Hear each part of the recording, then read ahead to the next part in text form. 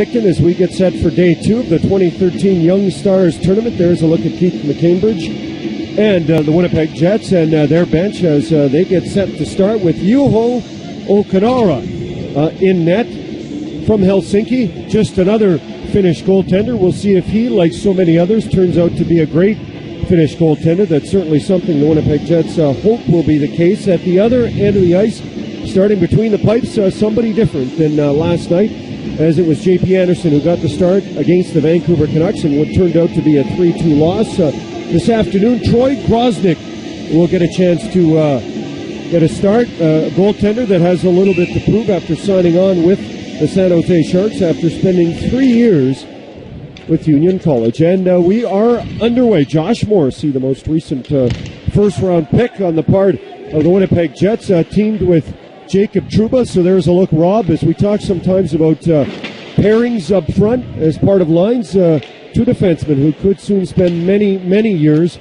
alongside each other with the Winnipeg Jets. Scott Kosmachuk, who's got a great opportunity this afternoon as he will play alongside that man, 47 Lucas Sutter, and 55 Mark Scheifele as Groznyk gets his first touch of the puck. Now, Groznyk did come in and play the third period in that 3-2 loss against Vancouver. It was a 2-2 hockey game as San Jose came back, tied it midway through the third period, but 52 seconds later, a bad goal on Groznyk, one that went right underneath his arm, just a kind of a seeing-eye shot from the circle. He'd like to have that back. He gets the opportunity to bounce back here this afternoon. Yeah, it looks like the rotation for San Jose has already been set, is that J.P. Anderson will get a chance to play the next game, and they have only 2 goalies here. Some teams, well, the Oilers have as many as 4. The Canucks have 3, but one of them, Eddie Lack, is not expected to play. He's just here to face some shots and some conditioning as he returns from hip surgery. Cody Soul back to get it, backhands it, first shot on net, at least directed towards the net. Max Iafrate, yes, he is the son of Al Iafrate on the blue line for the Sharks. Doesn't have the booming shot, doesn't quite have the hair. And that's good. The old skullet, right? That's exactly what Al had during the latter part of his career. Al Iafrate now teamed up with Cliff Ronning as they're in business, and Al and Cliff working out of the Vancouver area.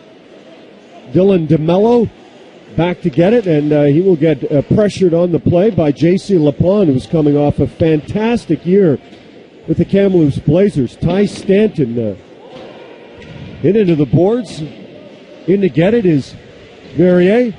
Jerome Verrier out front. Chance Groznyk makes the save. Is some pressure now on the part of the Jets. First sustained pressure by either team. Into the corner they go. Stanton the shot. Groznyk again there to make the stop. Kenton Miller will pick up the rebound, and can the Sharks get it out? Not just yet, as it's wrapped around the boards. Kyle Bigos, that's his name and that's his size, but he makes an errant pass. Chance out front. That goes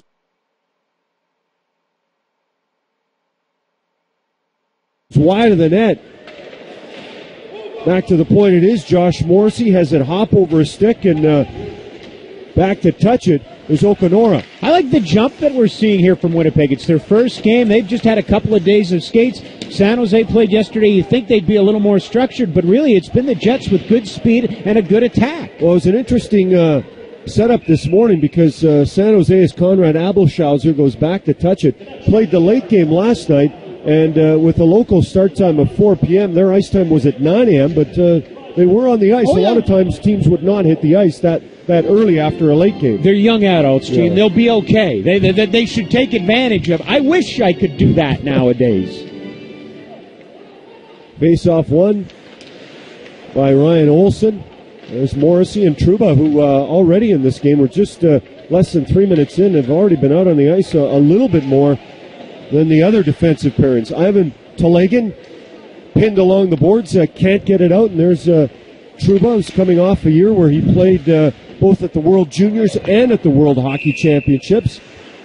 Let's talk about number 3 in blue for Winnipeg, Jacob Trouba. 9th overall pick 2 years ago by Winnipeg, was at Michigan last year, played in 37 games, put up 29 points, and decided, you know what, I'm going to go give pro hockey a try. Ended up hanging around the Jets last year, didn't play, Then, as you said, went to the World Hockey Championships, had already gone to the World Juniors, then went to 2 camps in August, Gene, for Team USA, a World Junior camp and an Olympic orientation camp.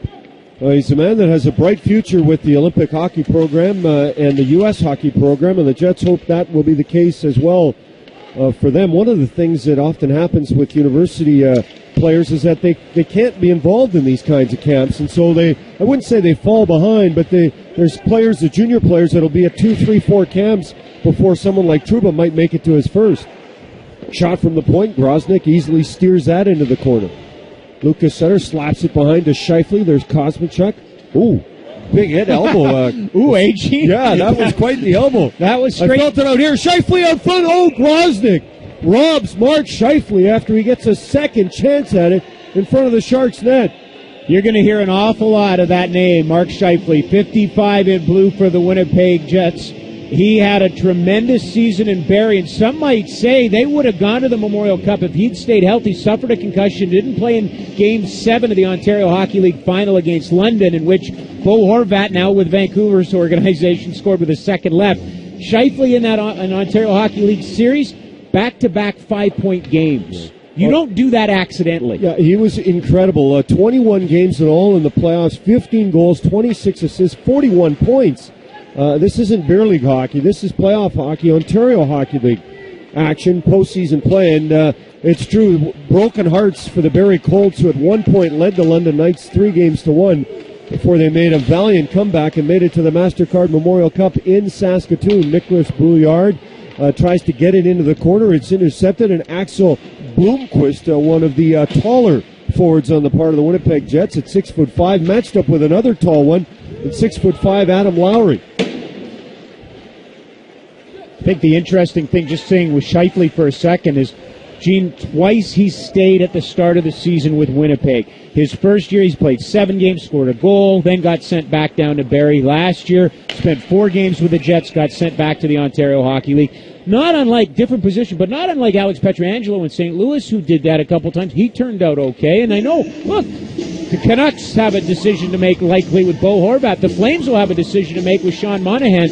You probably look at a guy like a Mark Scheifele. How did it work for him? Well, I think in the case of Scheifele, there may be more organizational pressure, maybe more fan pressure, because the Jets, the Vancouver Canucks, may not need Bo Horvat That's yet. correct. There isn't as much pressure for him to come up and be an impact player. And that's the other thing about Scheifele.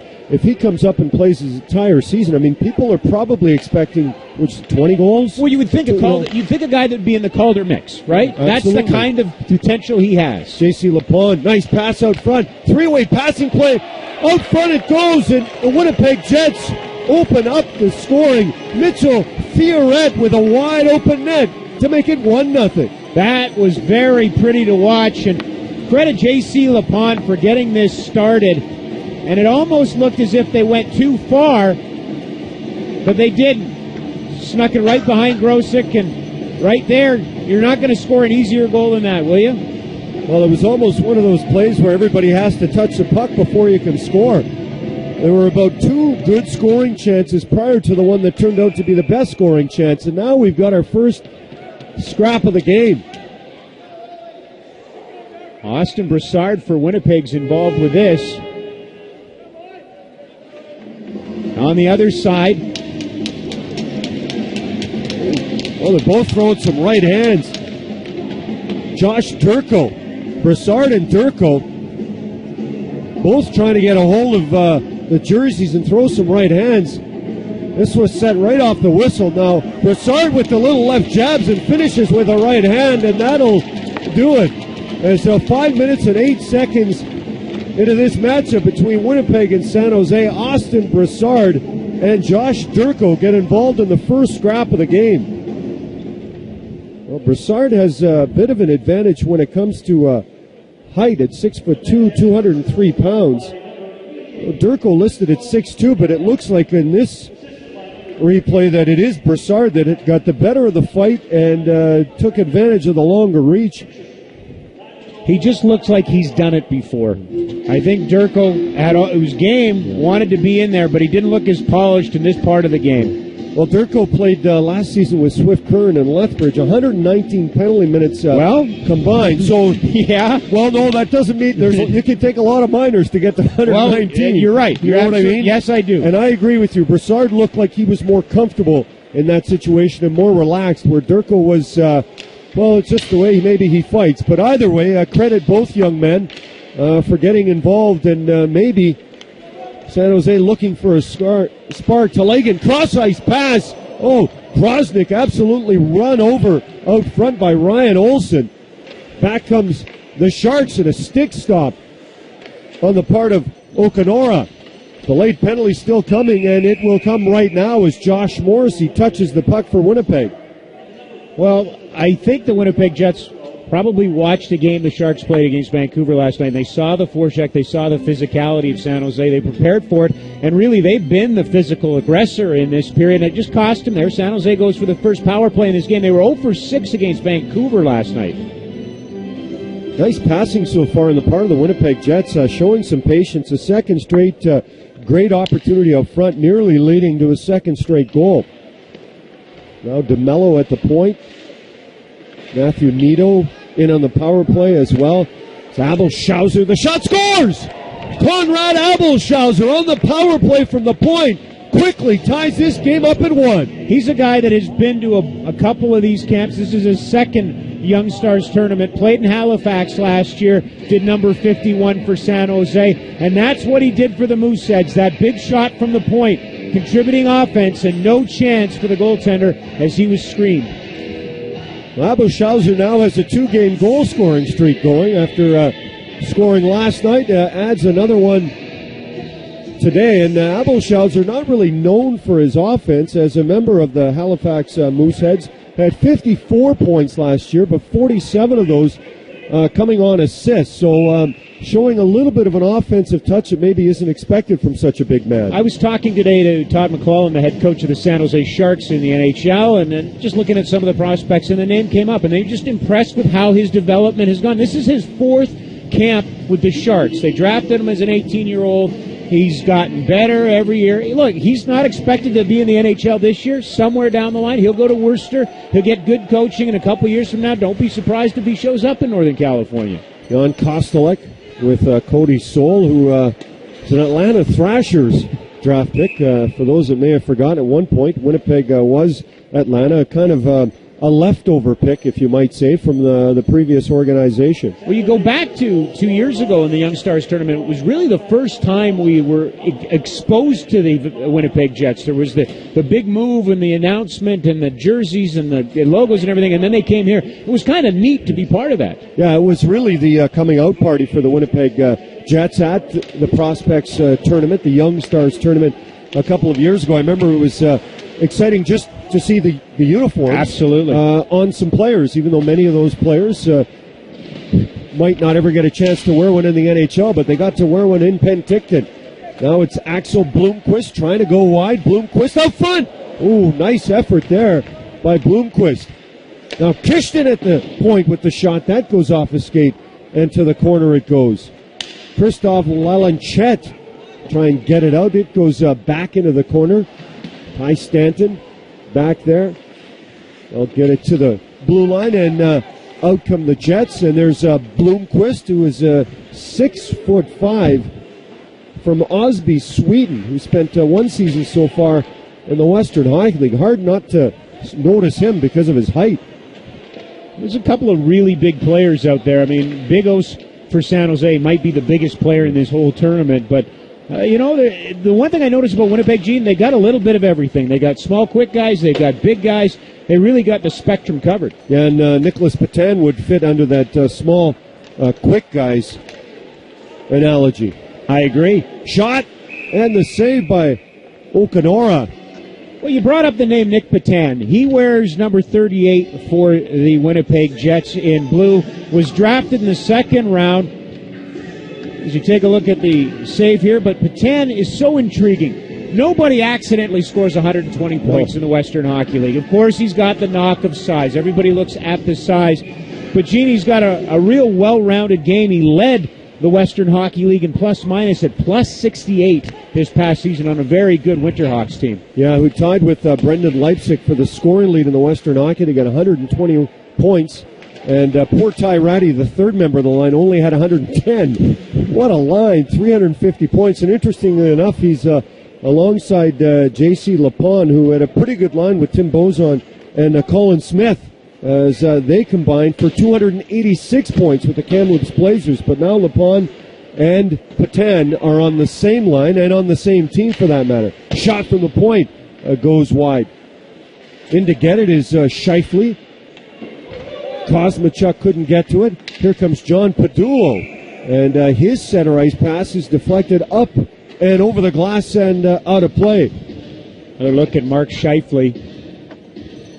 He looks different. He looks different, Rob. Speaking to him this morning, he's cut. He's just, I don't think the weight is much different, but you know how it is. Oh, absolutely. The difference between 18 and 20. Yeah, and you can just see he spent the summer training with Gary Robertson eating quinoa oats or whatever. Quinoa. Quinoa, the miracle fruit. You don't know about quinoa? I don't know. I never tried it. You know what? We might do that in the timeout in the third period. We'll have a little explanation on quinoa, the miracle food. You know what? Unless they start serving it at Sport Check, your better starts here. Our sponsor for the 2013 Young Stars Tournament. I'm not so sure I'm ever going to have that in my diet. You know, you mentioned Gary Roberts' camp, and there's a number of the Winnipeg Jets that were there. Scheifele, Trouba, Lucas Sutter, Brassard. Sutter and Trouba rented an apartment, lived together this summer to train with Gary Roberts. Now a 3-on-1 on the part of the Jets. Sutter out front, Scheifele there. Scheifele, another chance, shoots. Oh, off the mask of Grosnick, and out of play, off the mesh and over the glass. That was right off the noggin.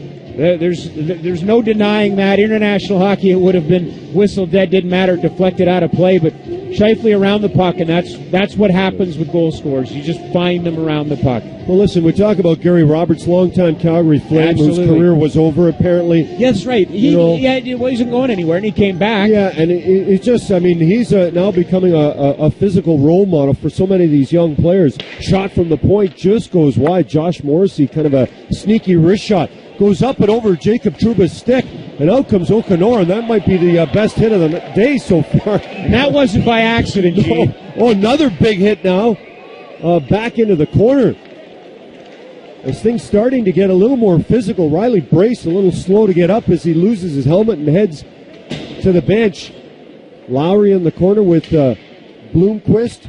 Jerome Verrier there as well. They try and sneak it out front, but aren't able to do it. And here come the Sharks slowly making their way to center ice, but Bloomquist picks it up and sends it right back in. Let's even out the broadcast a little bit and talk about number 48 in white, Thomas Hertl. He is the big prospect for San Jose in this game. Again, a guy they really think could come into camp and challenge for a top 6 spot, so much so. Okanora with the save, and now we've got a penalty coming up as things starting to get a little more physical. Interference coming on Cody Soul, but first, Okanora keeping that puck out from behind. Big save for Okanora as you see Soul heading off, so the Sharks will go to their second power play. As you take a look at it, and side of the net, big save. Didn't know where it was, doesn't matter, it stayed out. Mitchell Theoret with the giveaway right near the blue line, and that's what caused the problem. We talk about the Winnipeg vets and the guys who have been, Mark Scheifele's been here at both camps. Gene, it helps. I mean, there's a lot of young guys, a lot of 18, 19-year-olds that are coming to Penticton for the first time, but it's good, isn't it, to have some experience in an event like this? Yeah, that certainly is the case, and Scheifele, who, like everyone else, wasn't involved in the Young Stars tournament because of the lockout last year. And there's a look, Zach Bell is not playing this afternoon, but everybody else is involved. Brassard's already had a fight.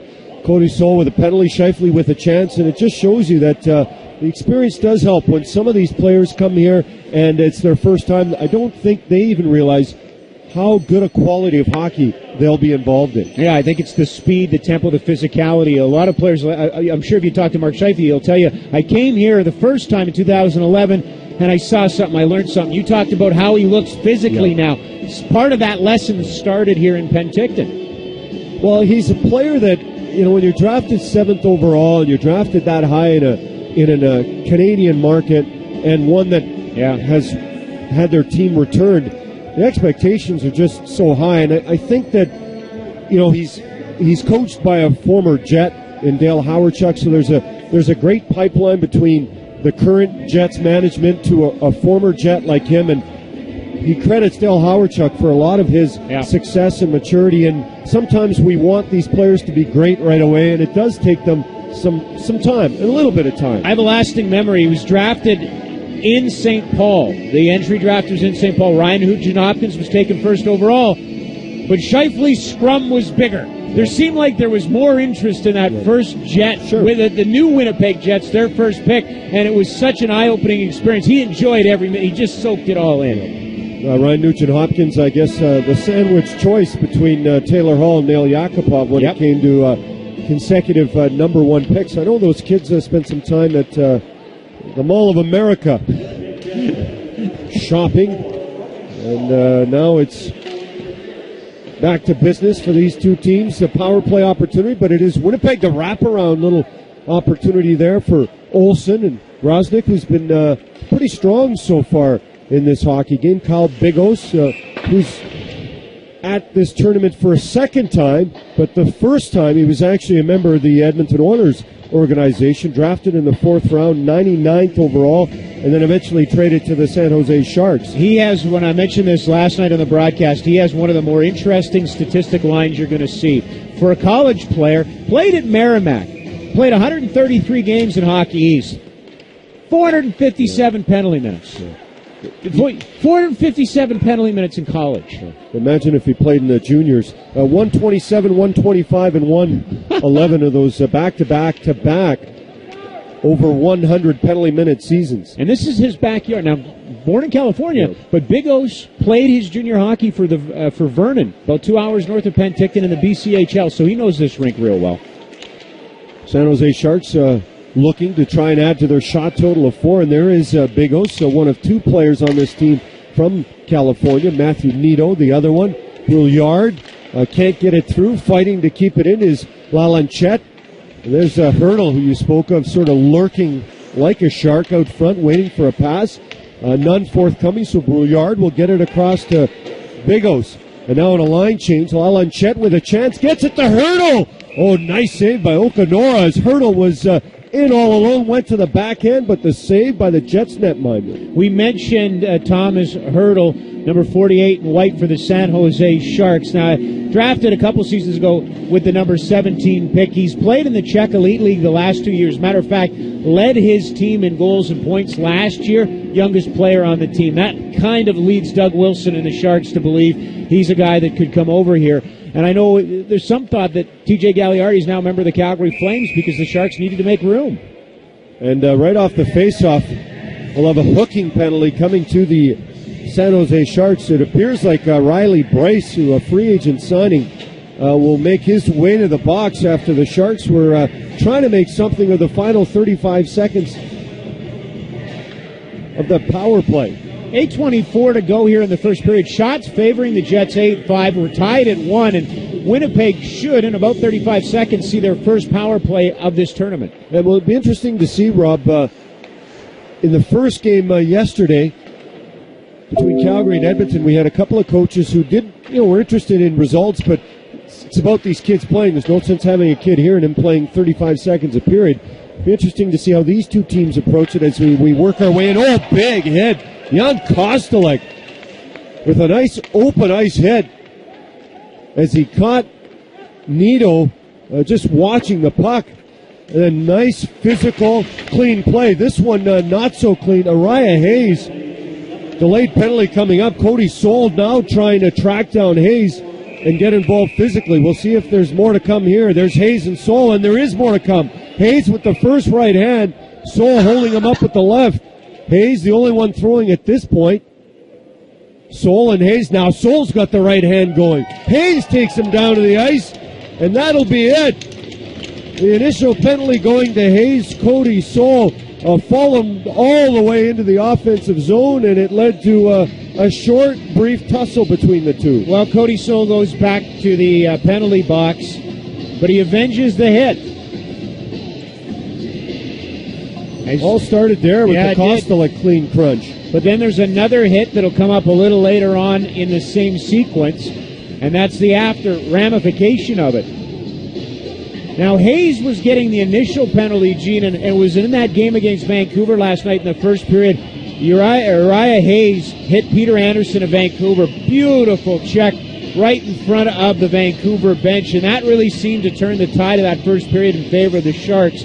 Haven't seen so much of that until now from San Jose. They haven't quite been as aggressive, and yet Winnipeg has really kind of taken the body. Well, interesting to see San Jose and how they handle things. They're the team with, shall we say, a sparse roster, 22 players. Yes. We talked about Mirko Mueller, right, who may not play. Now we're down to 21.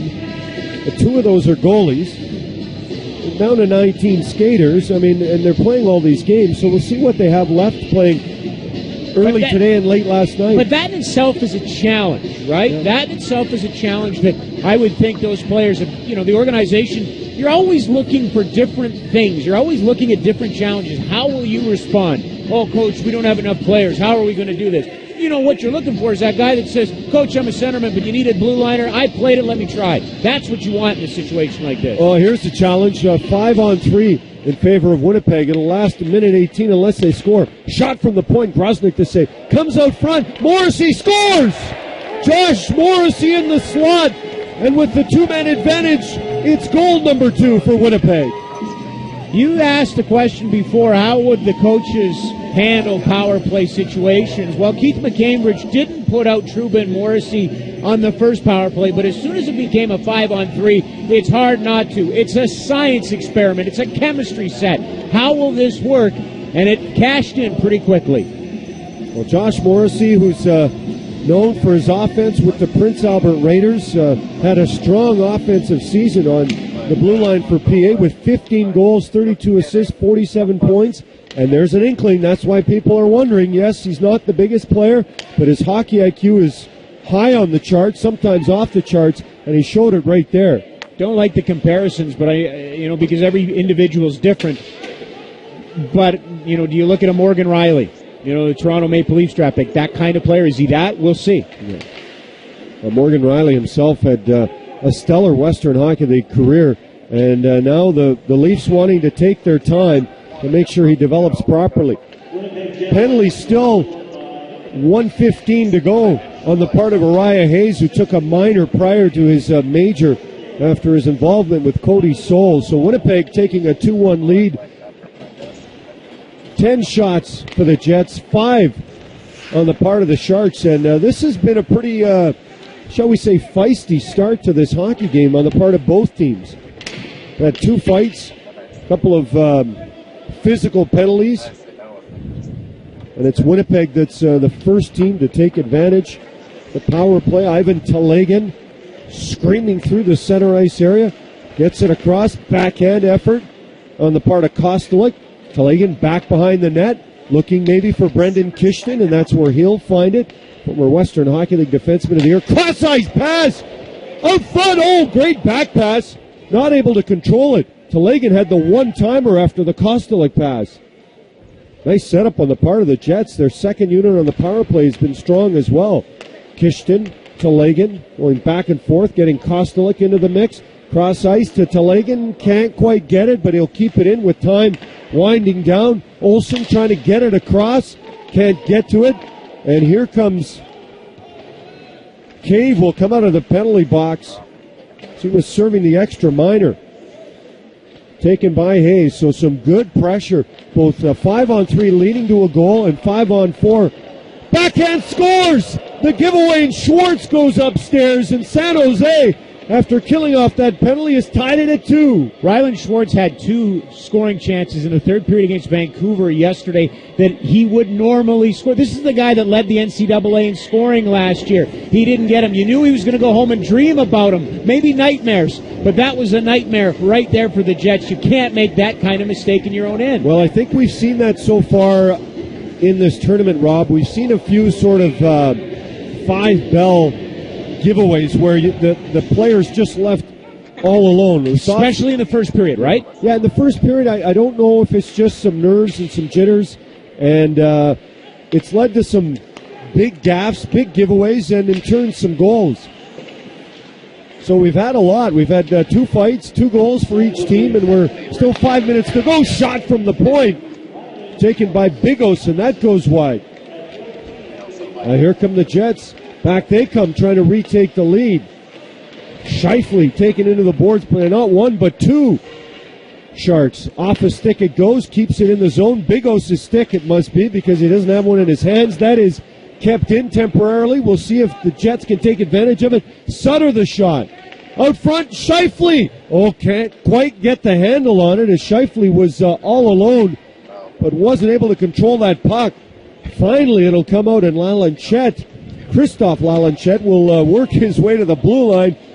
And we've got another penalty coming up, this one coming to Winnipeg, and Scott Kosmachuk will go to the penalty box. Yeah, Kosmachuk with a very obvious cross-check, and really on a play that a player was already turned the puck over. You didn't need to make it, you didn't take it, so now you put your team, as you've just given up the tying goal. You take a look at it here.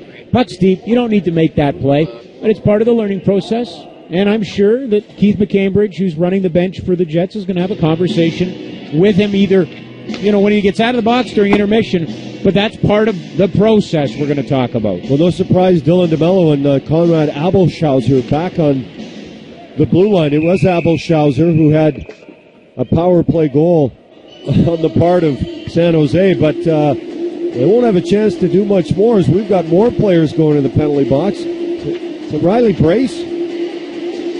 Riley Brace for, looks like maybe interference right off the face-off.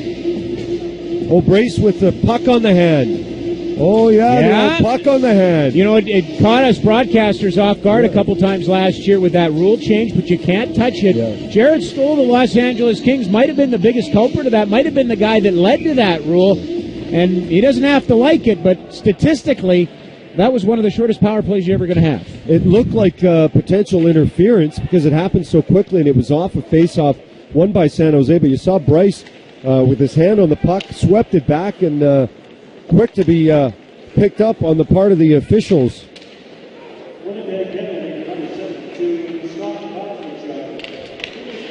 Shot from the point coming, maybe not. Morrissey, the nice spinorama, and it goes through the other side. Lowry can't quite keep it in, and back to Morrissey. Morrissey certainly has been impressive so far to start his quote-unquote pro career as a member of the Winnipeg Jets. For an 18-year-old, you talked about hockey sense. I think we've seen some fine examples of that hockey sense so far. You know what? Let's put it this way, Rob. I wouldn't think he's 18. No. The way he's played so far. Yes, I know it's early, Winnipeg Jets fans, as Okonora goes up and over the crossbar to get that puck, but he sure looks comfortable out there. Here comes J.C. Lepon. Tried to go cross ice, and that's just deflected away.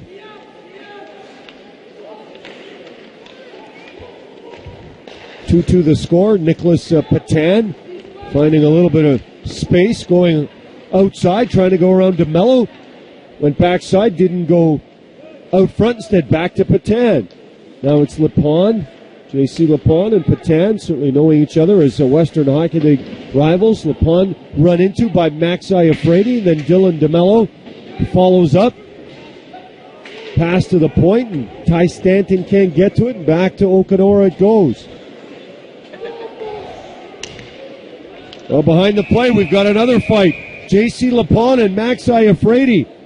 Lepon and Iafrate in tight from behind the play. Lepon goes to the left hand, and Iafrate kind of spun around. Now he's got a bit of a hold of him. Lepon had the left hand loose. Iafrate at this point has not thrown a punch. Iafrate now has the right hand partially loose, and Lepon again with the right hand. Iafrate the rights now. Is it too late? The linesman back off. And now it's over. J.C. Lepon and Max Iafrate are finished. Third fight of this first period, and I think we've had most of the weight classes covered. We had the cruiserweights, the heavyweights, and now the flyweights. So it's a feisty game, and neither team backing down. Not surprising we're tied at 2, and I'm not sure what got this going, but it has that feel to it, doesn't it? Maybe a longer game that... Well, Lepon usually uses those hands for scoring goals and assists, not punches, but it started a bit in the corner. Iafrate and DeMello both took a brief run at Lepon, nothing dirty.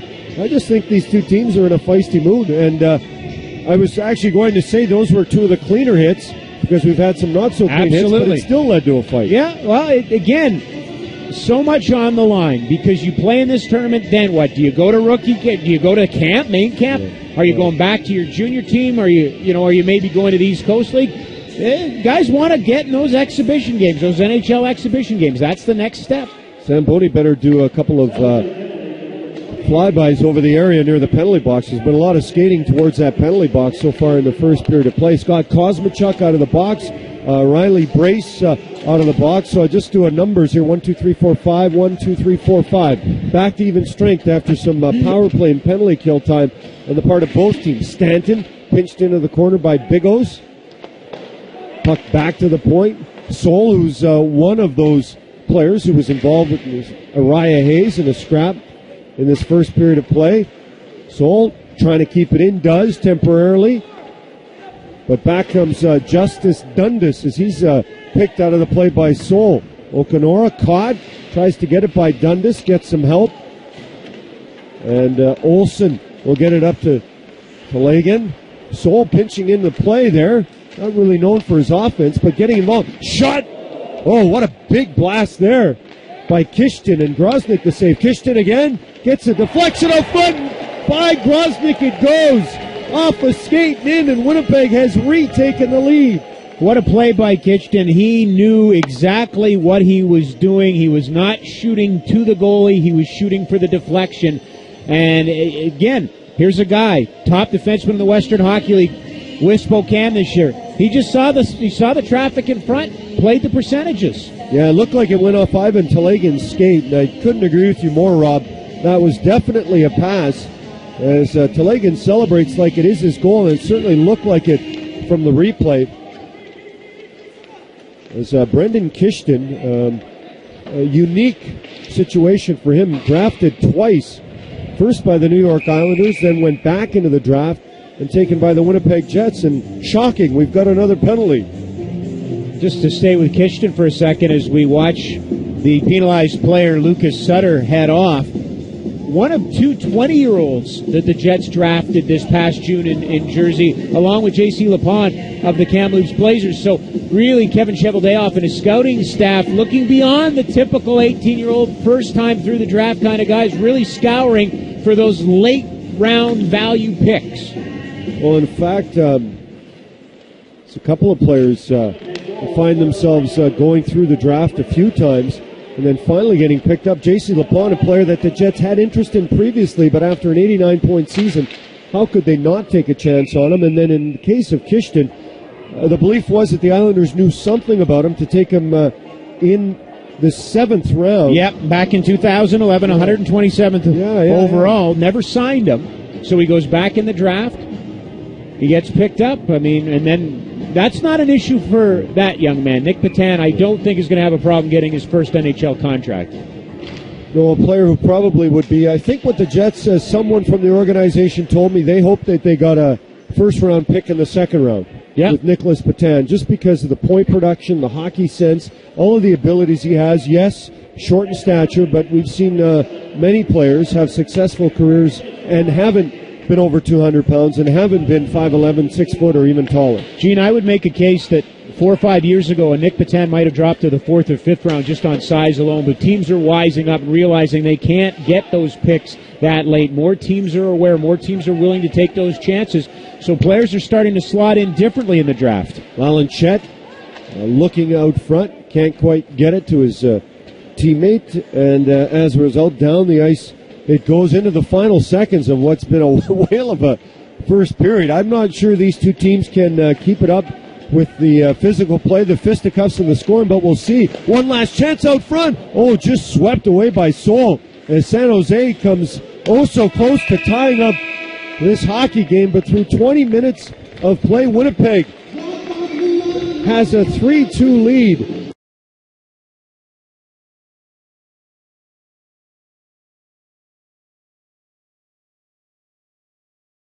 What was the third goal for the Winnipeg Jets, but just as the period ended, there was an official scoring change, giving it to Brendan Kishton, and so we've got offensive defensemen jumping into the play. It looked like Konrad Abelschauser had it go off his skate and in behind Troy Grosnick. So that at this point is the lead goal as we get ready for period number 2. We can only hope it's even half as entertaining as the first one. Shot by Matthew Nito from Long Beach, California. It's Matthew Nito. Puck into the corner. Soul playing well defensively by Araya Hayes. It was Hayes and Soul who fought in the first period of play. They're back together again. It comes out front. Abelschauser the shot.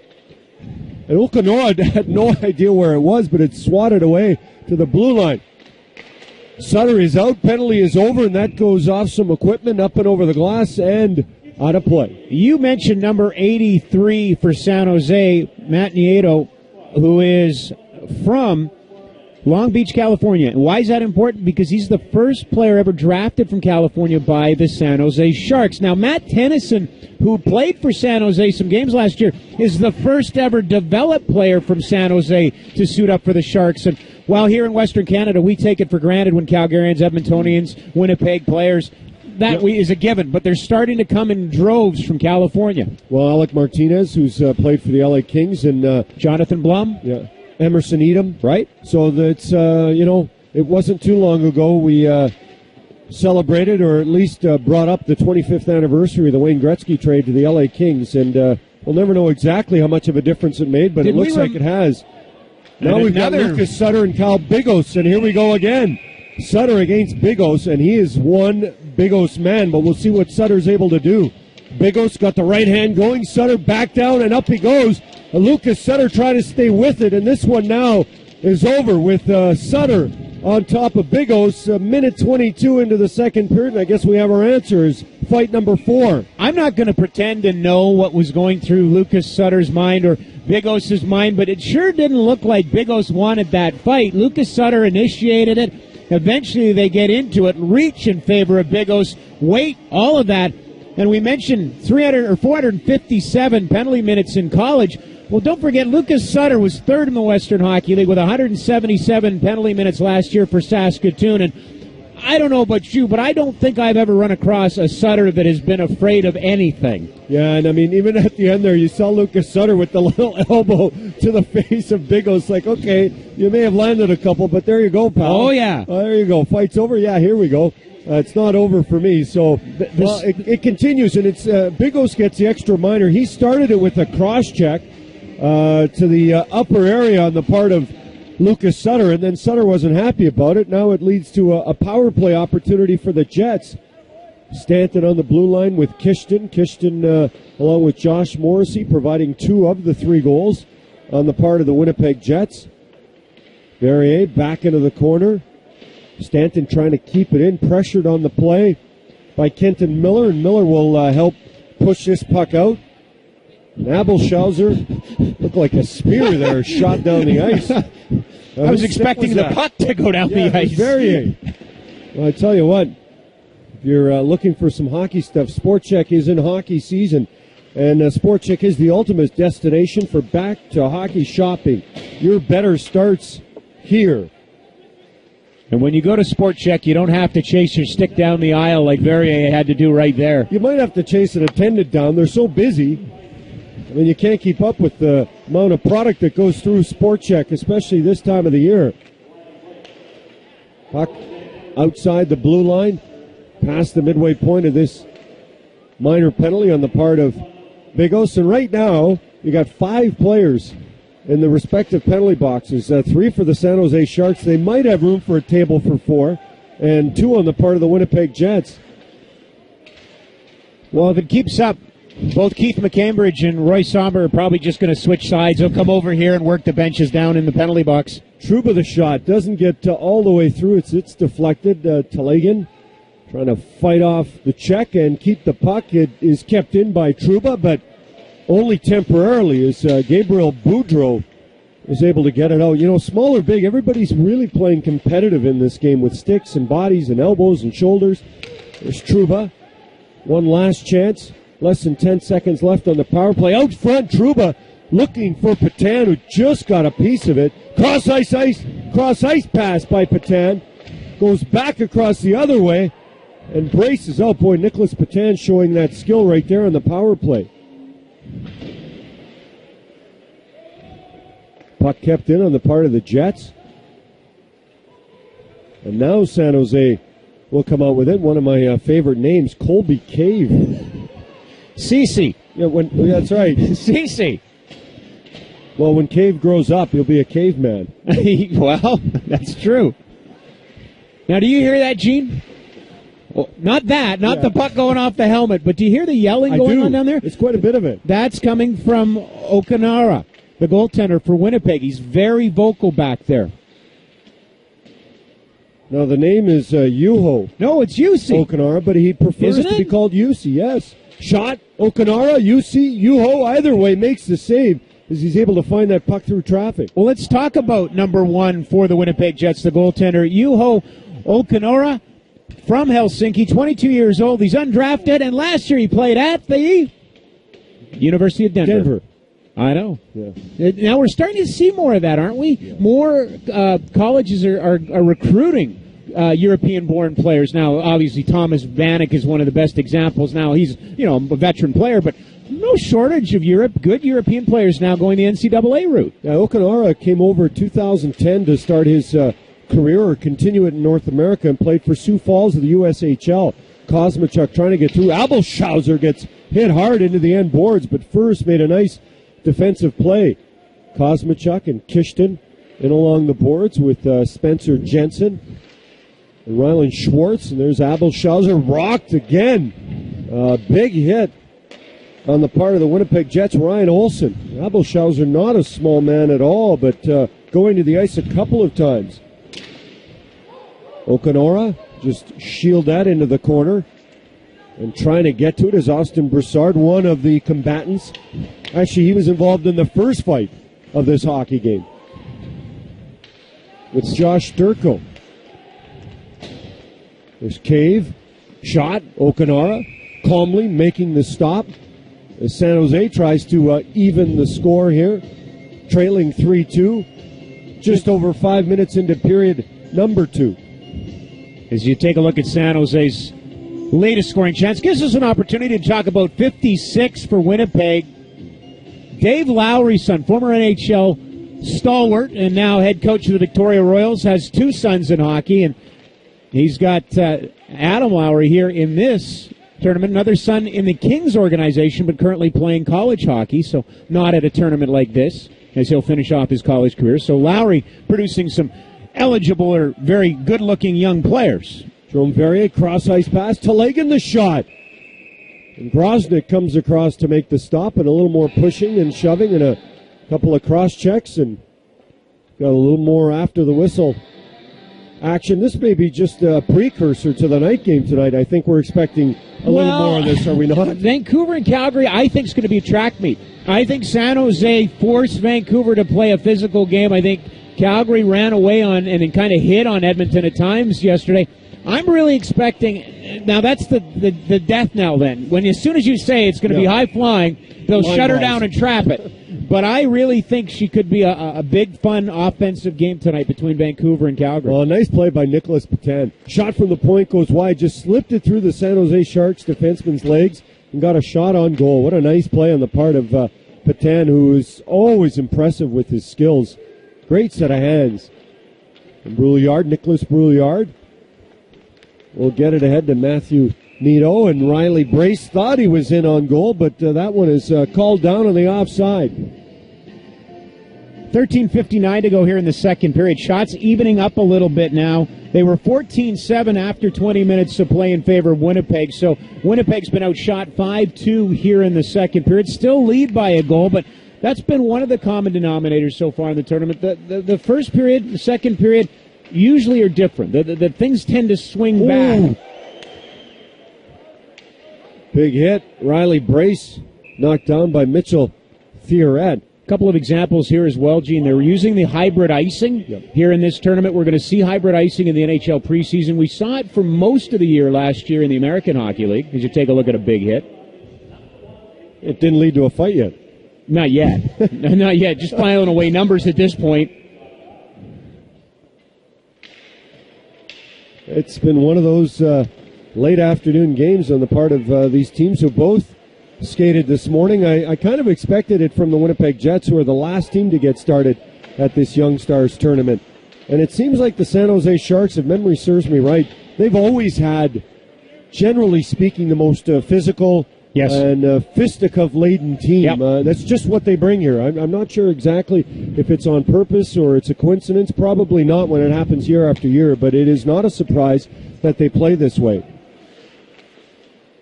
Oh, Talagan, quick pass, shot, save by Groznik. What a super play. Mark Scheifele robbed of another scoring opportunity as he looked for an opening goal. Had a good chance in period 1 and another even better chance in period number 2. And then Talagan runs over Dylan DeMello. Kenton Miller, shot off a stick, goes up high off the glass. Scheifele nearly pulled down. That was like a soccer play where you pull the jersey. So Mark Scheifele, not on the score sheet yet with a goal, but it certainly has been around the goal. You take a look at the scoring chance, right place, right time. We talked about him in the Ontario Hockey League. I mean, he can get it done. It's going to come for him. I remember his first Young Stars. He did score here at this tournament, got everybody in Winnipeg excited. And, again, the physicality continues. And I want to follow up on your point. We saw a lot of retribution after big hits in the first period, not so much here in the second. Well, I think that these players, I mean, you're going to spend your whole game in the penalty box if every time there's a good hit, you're running around trying to make up for it with a fight, as Groznik will bring play to a halt. I mean, it's one thing in the first period to try and set the tone that you won't be taking physical hits and not stand up, but you can't do it, I don't think, for 3 periods of play. Take a look at Troy Groznik, the goaltender for the San Jose Sharks. Spent 3 years at Union College, came out as a free agent. Now, back in 2012, he was a Hobey Baker finalist. It's the first time a Union hockey player was ever named a finalist for the Hobey Baker, which is the award for the top player in all of college hockey. So, again, looking for that backup job, likely in Worcester, battling with J.P. Anderson. We might see J.P. Anderson in the third period in this game. And the whistle goes. Do we have too many men?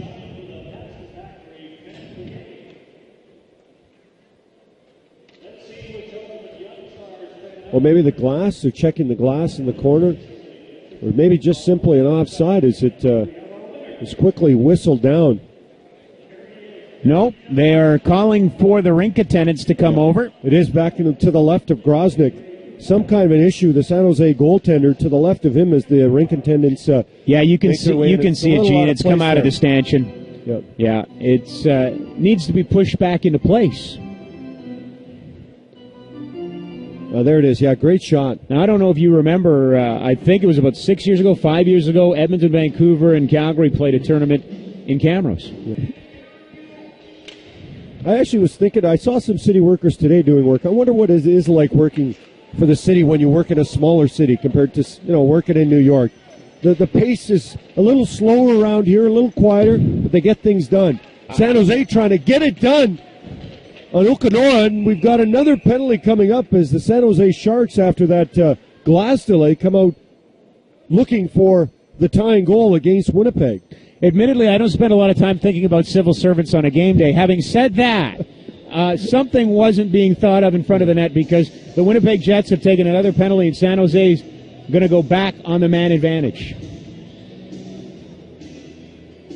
Well, it's been a very busy game, shall we say, for the officials this afternoon. They've been involved. We've got to give them some credit, or at least mention their names. The referees, Brett Iverson and Jeff Ingram, and the linesmen are Bevan Mills and Ryan Gibbons. And they've played quite a role in this hockey game because of how busy it's been, either calling penalties or breaking up fights.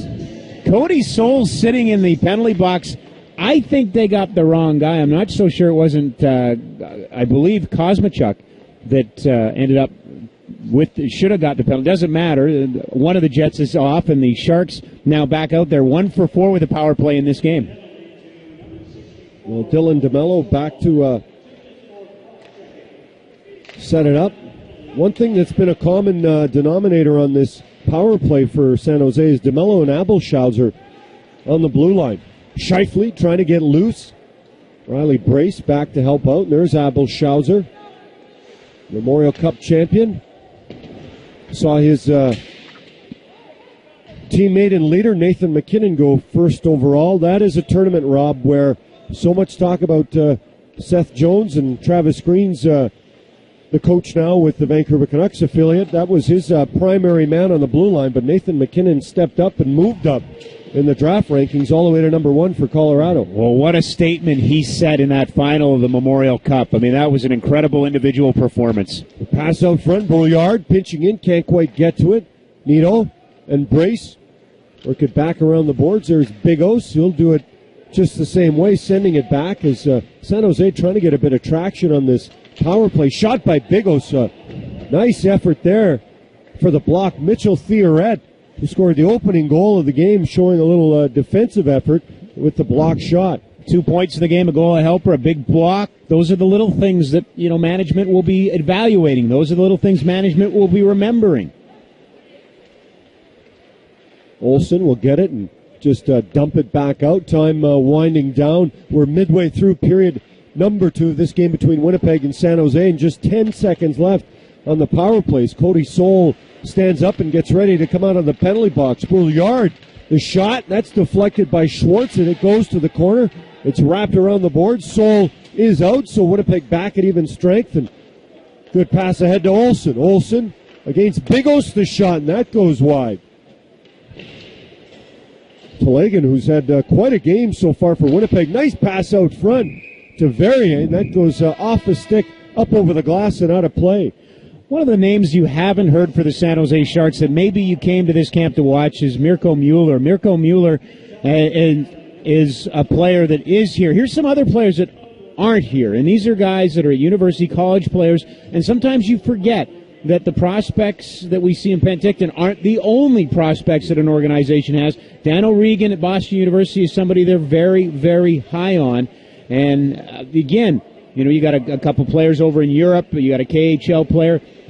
Don't forget that, yes, we're talking about these prospects, but that's not it. There's some teams, and particularly Calgary, we'll see them later on. The Flames have some very big prospects in college that aren't in this tournament. So I just wanted to remind people that there are other prospects not in Penticton, and not in the lineup is Mirko Mueller, which kind of leads me to that. And, we talk all the time about being evaluated. Here you see management scouts of the San Jose Sharks.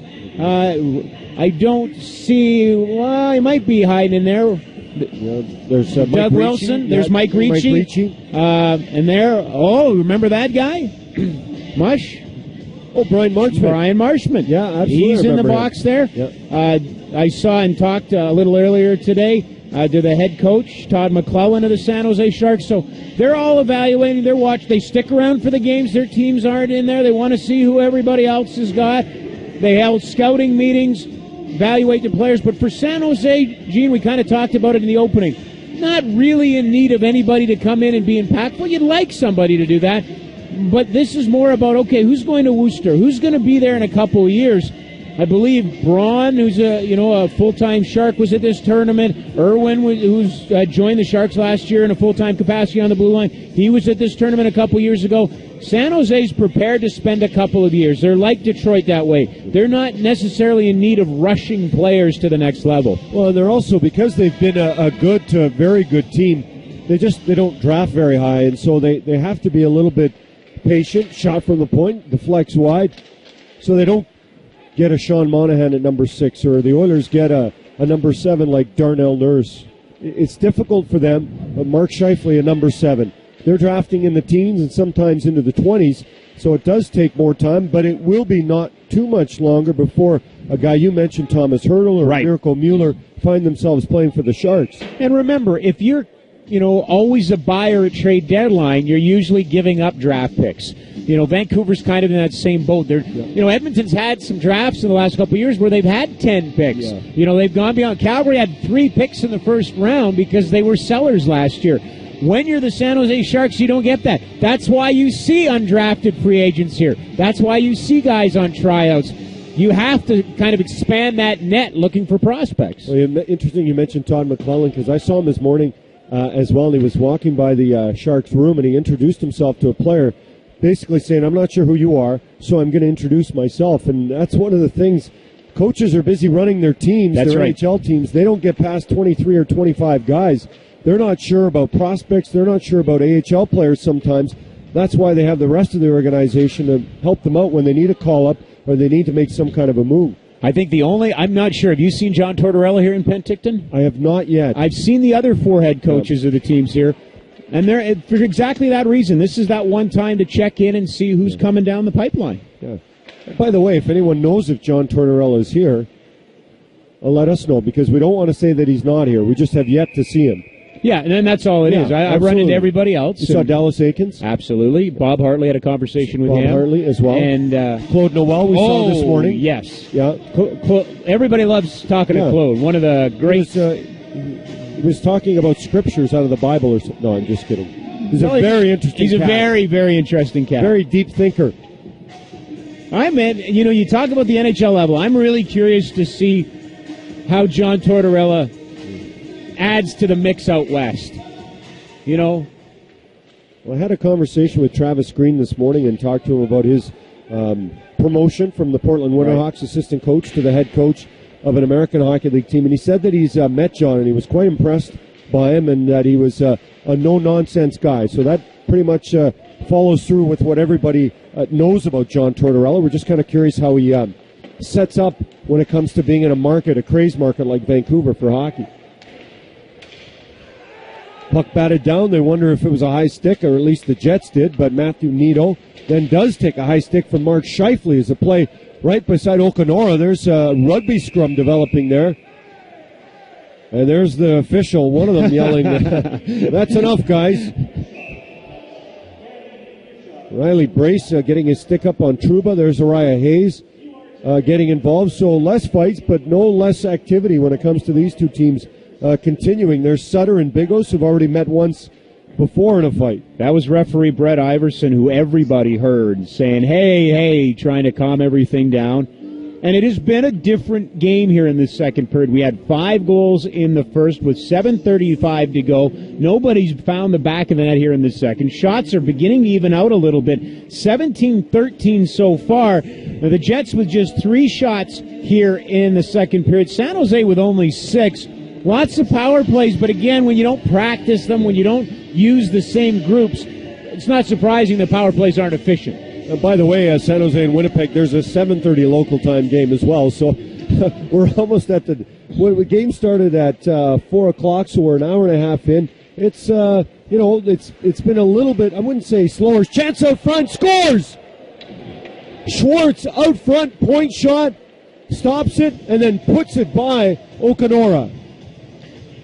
In that game against Vancouver last night, I mentioned the chances that Ryland Schwartz had, and if you're going to come to this level and you're known as a point producer, which he was in college, you've got to find the back of the net. His second goal of this game, he ties up this hockey game, and again, right place, right time. Gene, I will tell you that I'm almost positive he had a very similar setup yesterday in Vancouver in the game and missed it.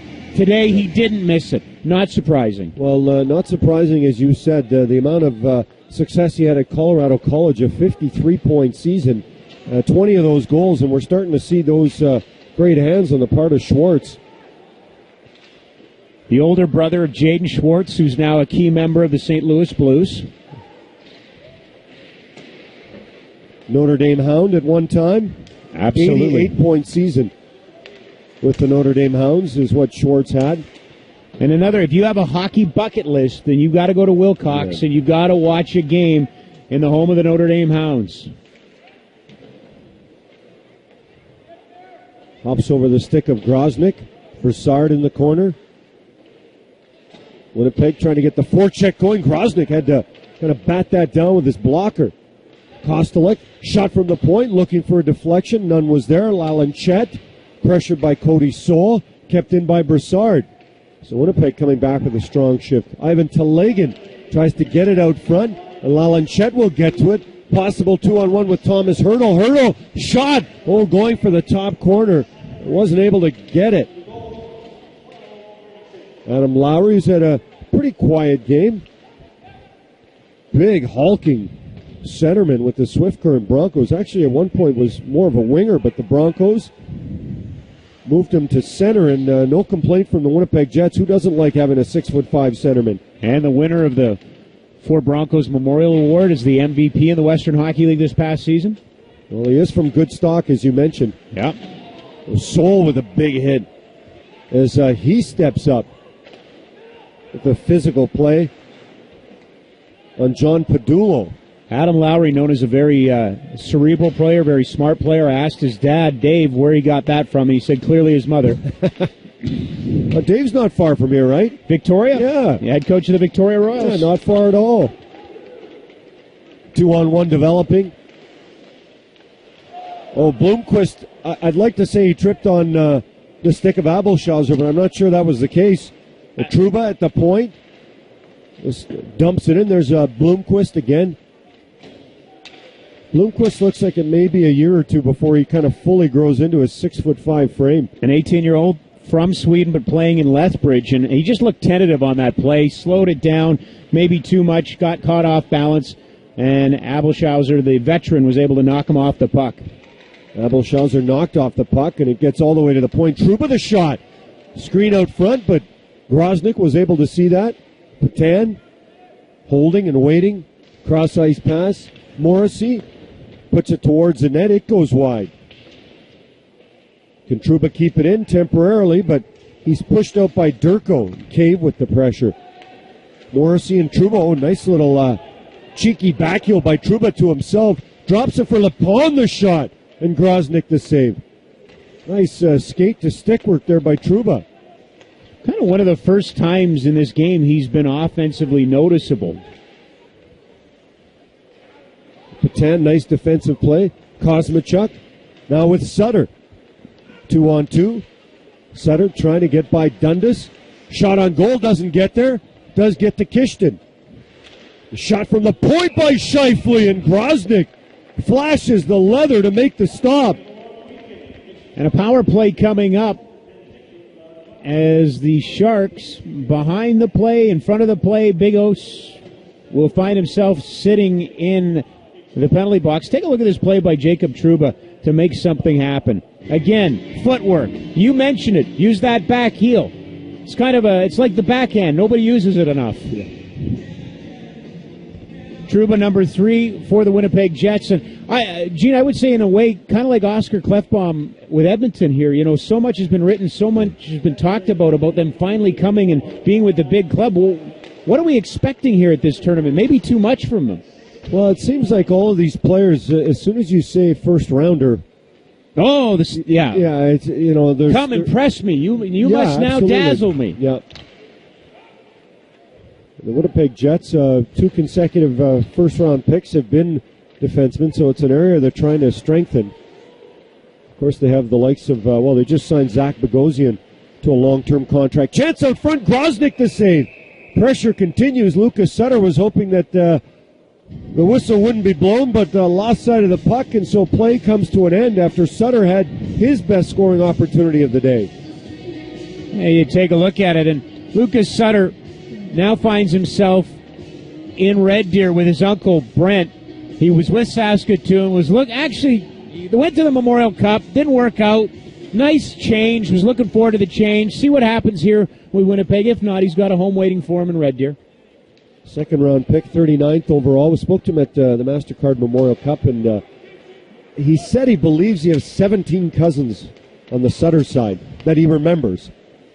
I'm sure there's a few that he's forgotten. There's so many of them, but it was so impressive to see a family photo with all the Sutter brothers and wives and kids and then grandkids. You know, now we mentioned this is Rich's son. This is Rich Sutter's Rich's son. Yes. Rich's son is Uncle Ron. Works for the Calgary Flames, and I did see the two of them this morning exchanging hellos. Ron does a great job in player development. Spends a lot of time on the road all season, as most Sutters do in the hockey world. There's Morrissey doing what he does best, getting involved offensively. Trouba back at the point. 30 seconds left on the power play. The shot, pad saved by Groznik. Telegan, over to Morrissey, and it just kind of hopped over his stick and down the ice.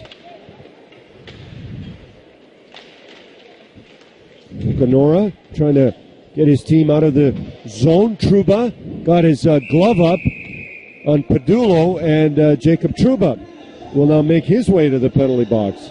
So the Sharks will go back to the power play in 10 seconds, barring something else happening. And San Jose 1 for 5 with a man advantage in this game. Both teams are getting lots of opportunities, but neither team, and I guess not surprisingly, not looking very dangerous. Well, I think, Rob, if you're a coach, you want to see a little bit of special teams work, but there's no real flow here. Each team is going back and forth with power plays. I mean, it's something you need to look at anyways. But they may want a little bit of 5-on-5 just to kind of get everybody involved. But it's been that kind of game. Referees have done a good job. I hope I haven't jinxed them because they've been great at making sure that some trouble hasn't turned into a lot more trouble. Less than 2 minutes to go here in the second period. Sharks looking for their first lead of this game. Spencer Jensen, Dylan DeMello. So Jensen, deflection out front. Jensen for now replacing Abel Schauser in the power play. DeMello's still there. There's Ty Stanton fighting for the puck, and the Jets will knock this one down the ice. Number 48 in white for San Jose, Thomas Hertl. Didn't finish the game against Vancouver last night. Sharks were pressing late in the game. Cole Castles, yes, Andrew Castles' son, ended up pinning him along the ice. He got so mad he got up, and he went right and knocked a player into the boards from behind, got thrown out of the game. Saw a little bit of red. I'm sure there's a little bit of a maturing process that takes place for a player. Got a 2-on-1. Nicholas Patan along with J.C. Lepon. Lepon trying to get it back to Patan. Now he does. Lepon and Patan killing off some very valuable seconds. Less than a minute left in the period. Less than a minute left in the penalty. On paper, that should have worked out a lot better. Yeah. Well, considering they had 209 points last year in junior hockey in the Western Hockey League, probably would go smoother if they had another one. I would think so. To the point, Abel Schauser, the shot. Okanora just got enough of it and then got some help defensively. That's a big set of defensemen between Bigos and Abel Schauser. Uriah Hayes will just sweep it in. Might be one more opportunity, but not if the Jets get it and do that, as they send it down the ice. And for the most part, Rob Kerr, that will put an end to period number 2, except it's gone off the glass and just out of play. So we have 0.8 seconds left, and we have another penalty. Kyle Bigos may as well just go to this. Between Sol and Bigos, they may as well get engraved nameplates on those chairs. I think they've left an impression on those benches. Well, they both get concierge service now. They've earned enough points for that. Well, I'd like to see what Bigos did. I mean, it didn't look like a lot was happening. We'll have to wait for the official announcement. I mean, there's only 0.8 seconds left in the period. Lucas Sutter trying to win this draw, maybe one last chance. Scheifele waiting. Scheifele! Well, that's the way they drew it up, but Scheifele couldn't get a shot through as Max Iafrate jumped into the play and blocked a shot by Scheifele after the faceoff was won by Sutter. Gene, just one goal in the second period. Rylan Schwartz, second of the game, ties it for San Jose at 3. 21-18 are the shots in favor of Winnipeg, but it's penalties. The Sharks 1 for 6 with a man advantage. They'll have a fresh sheet to start in the third period with another power play, while Winnipeg 1 for 6 so far. We'll see what the third period brings us. Well, we'll take a bit of a break. Video content on the way to take you through this intermission, and then we'll be back just before the third period to recap what's happened so far and maybe what to expect in the final frame.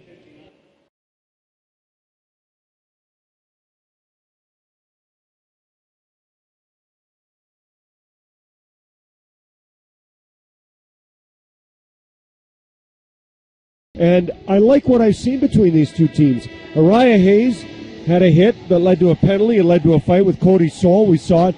But other than that, it's been nice, clean, quote-unquote, old-fashioned hockey by some young kids. Well, the San Jose Sharks will start with the penalty kill as Winnipeg out there for the power play to start this third period. They are officially 1 for 6 so far with the man advantage, and they'll try to add to that here. Groznik comes across and makes the stop on Theoret. Trouba can't keep it in.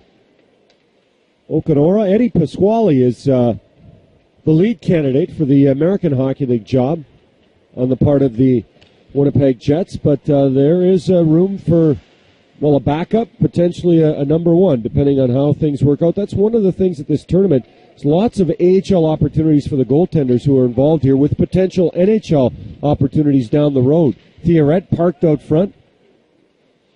They're trying to work it around. It gets back to the point. And there's Trouba. He'll just get it back and forth with his teammate, Lepon, who's already had a fight so far in this hockey game. He's basically a goal away from the Gordie Howe hat trick. Yeah, he is. That's right. And he did have a 2-on-1 with Nicholas Patan. And look at Patan showing some spark in his defensive game, working hard to back check. That's one of those quote-unquote details you speak of. And you know what? As an 18-year-old, I love it because I think there's a tendency to come to a camp like this and go, I got to show him my goals. I got to be on the highlight reel. Whereas the coaches are really looking, more often than not, you've had the same conversations I've had. Boy, I really like what he did. I really like the little detail and, the leadership he's shown. And that was it. That was back-checking right there from Patan. Another penalty. Yeah, Scott Kosmachuk, he held up a little bit, Rob, but he didn't hold up enough. And so, as a result, he'll be headed to the penalty box. First minor penalty of period number 3 comes a minute 44 in. Scott Kosmachuk, who's spent part of the game alongside Mark Scheifele and Lucas Sutter. And there it is, just in the corner there, and the referee right on the spot. Credit Kosmachuk, because that could have been worse than it was. Right. But it was still bad enough for a penalty. 13th power play of the tournament coming up for San Jose. Going back to the game yesterday, they're 1 for 12 so far. This will be their 7th man advantage opportunity as they get back out onto the ice with Bigos. DeMello the shot, blocked by Scheifele. Scheifele's had quite a bit of shorthanded time in this hockey game. I don't think we should be surprised for 55 in blue. No, absolutely not. I mean, they want to see him in all situations. You expect to see him on the power play. But you never know when you have the kind. It's always been a discussion among, NHLers when sometimes your high-end offensive guys aren't on the ice for killing penalties. Just because of the fact they can cause so much trouble even when their team is down a man. Well, that was a big thing for Ken Hitchcock, and I go back to his tenure in Columbus. One of the things he did with Rick Nash was put him out killing penalties because he just felt there was too much time away to have your best player not out there. Well, and that's true. I mean, you get some players who are highly offensively skilled, and if your team takes a string of penalties, they're sitting on the bench like a fourth-line plumber, for lack of a better term. Didn't like the way that was dropped, so they'll add another second back up on the clock. Lalanchette will come in to replace Hurdle on the draw. Lalanchette takes a swipe at it, but Cody Soul able to cause some trouble. There's some good speed by Adam Lowry to force Bigos back. Good pressure by Lowry. Gets it across. Shot from the point, and Groznik with the save on Ty Stanton. So Adam Lowry with a nice defensive play leading to an offensive play. 56 in blue right on your screen. We talk about numbers. Who gets what numbers? Are they NASCAR numbers? What about the letters? Guys wearing A's and C's, doesn't that say something about their pecking order in an organization? Adam Lowry wearing an A in this game? Well, it does say something about leadership capabilities and possibilities. On the part of Lowry, Scheifele's got the C on. Yeah. Trouba's got the A, so I don't think it's a coincidence. No. It's those three players who eventually, barring something unforeseen, will be wearing these uniforms in the NHL for Winnipeg. Bigos the shot. Saved by Okanora. Schwartz there. Just hard to say. It looks like Ryland Schwartz might be about the same kind of build as his brother, maybe a little bigger. He's the older brother. Yeah. I think he's a little smaller, actually. A little smaller, really. If I was to take a guess, yeah. Yeah. I mean, Jaden is a very stocky individual. I believe he had a chance to play with his brother in college, too, for a season. Here's Kosmachuk out of the penalty box, waiting for Broussard. Back to Kosmachuk. Oh, what a finish by Scott Kosmachuk. And the Jets take a 4-3 lead. We have seen some pretty passing plays from Winnipeg. It started in the first period. It's here in the third period. 3 minutes and 55 seconds in. For the fourth time in this game, the Jets take the lead. But take a look at this. Too much? I don't think so. It's exactly what the doctor ordered, and Kosmachuk gets his first. What a fantastic play on the part of the Winnipeg Jets, who opened the scoring with a great offensive play. And when I see a goal like that, that tells me it's hockey season, and SportCheck is the ultimate destination for back-to-hockey shopping. Your better starts here. And I suppose if we're keeping track of such stats, Brassard now a goal away from a Gordie Howe hat trick. Super pass by Brassard, and we've got another penalty coming. Interference now being called on the play. Penalty coming to Winnipeg. It might be J.C. Lepon, who probably is spending a little more time than he and the Jets would like in the penalty box. That's not really his, generally that's not where he does spend most of his time. Second power play of this third period for the San Jose Sharks. It's their 8th power play in this game. They're 1 for 7 so far, but this is 14 opportunities they've had in less than 24 hours, and very just nondescript. Abel Schauser gets a shot in. That's dangerous, but other than that, they haven't really created much. And it is both Schauser and DeMello on the blue line. Nito up front. Abelshauser is the one constant, isn't he? Yeah, he has been. Him and DeMello, for the most part, have been the two players on the blue line. Well, DeMello is certainly one of those players that has an offensive upside. 50 points last year with Mississauga. There's Scheifele back out there again. A little more penalty-killing duty with Lucas Sutter. Groznik helping out DeMello, let him know that there was a player on that, being Sutter, before he peeled off to get back into a defensive position.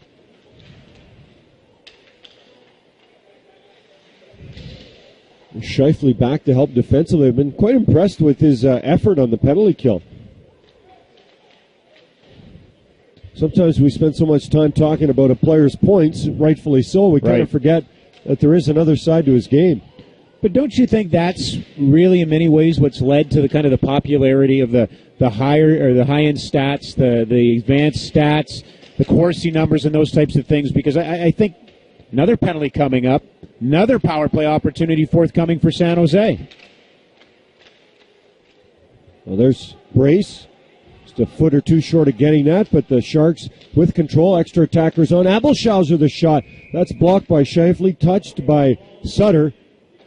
And then we got more happening out front. Uriah Hayes involved with Ty Stanton. And Hayes took a shot at Stanton. Stanton went down. Got back up. And now there's Cody Soul with Matthew Nito. So there's going to be more than one penalty on this play. First one was going to Sutter. The second one going to Uriah Hayes. And Uriah Hayes wearing a letter, so the expectation for San Jose is he probably should know better. You can't take an even-up call like this. You would have a 5-on-3 for 30 seconds, down by a goal. Yeah.